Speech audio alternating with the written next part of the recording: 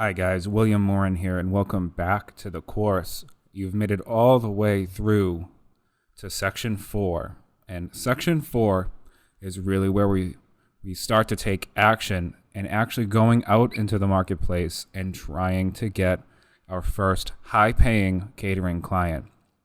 Now you've been through the course, the section of the course where we've developed our sample menus. If you haven't done that already, please go ahead and stop this video and put together some sample menus. You're going to need that for the Thumbtack Mastery portion of this section. So if you haven't done the action items that I've asked of you to do so far in the course, then you're just sort of going to be backtracking. You're going to end up finishing this course and you're going to have nothing done, so you'll have to go back to the beginning of the course because you'll sort of forget where the action items are and where my explanations of them are, and you just hit the reset button on your progress here in getting your first high-paying catering client. So if you haven't done your sample menus yet, if you haven't done your client avatar, or any of the other worksheets that I've asked you to do, then it would be a good idea at this point to stop the video and go back and finish those items before you start to move on, because now we're going to get into the point where we're going to start talking to prospects and talking to potential clients that are going to hire you and pay you very handsomely for your catering service. And this module, I'm going to run you through that whole process from stranger to client. I'm going to give you a bird's eye view of that entire process and how I'm going to break that down for you in successfully getting your first catering and event client, high-paying catering and event client. So let's get right into it.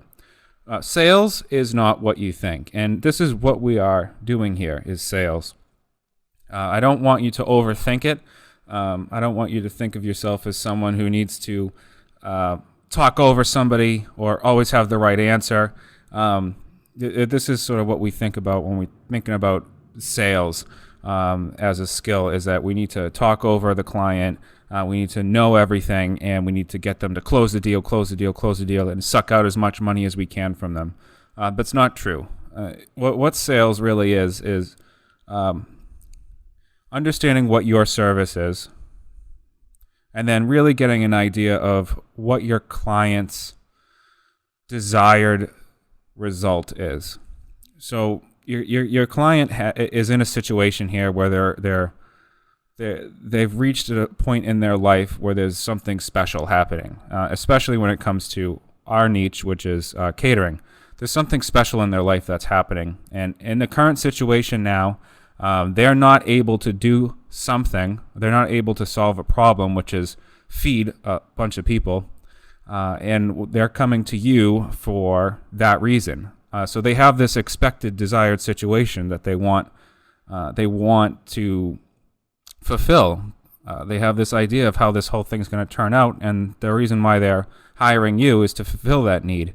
And this is what sales is in any industry: is you have a client who has a current defined situation, and then you have the same client has a desired situation which they're trying to get to. And what you are trying to do is wedge yourself in between those two and be the solution to their problem and bring them from where they are now to their desired situation. It's not, being a used car salesman and just trying to get the sale. What we're really trying to do is solve people's problems. And if we can't truly solve someone's problem, then we don't make the sale. And that's why I gave you that worksheet, the circle of competencies. If you have someone who wants sushi catering, and that's all they want, and you don't know how to make sushi, and you're not equipped to make sushi, then you can't help them. And I don't expect you, and I don't encourage you to try and help them because it's not within your circle of competencies. You can refer them to someone who can help you. That would be the best thing to do, but I don't want you to try and play off that you can do it. So that's just one example. Well, let's get into the whole sales process here. So the sales process starts with identifying a need. So we talked about that a little bit. What our clients have is they've reached a point in their lives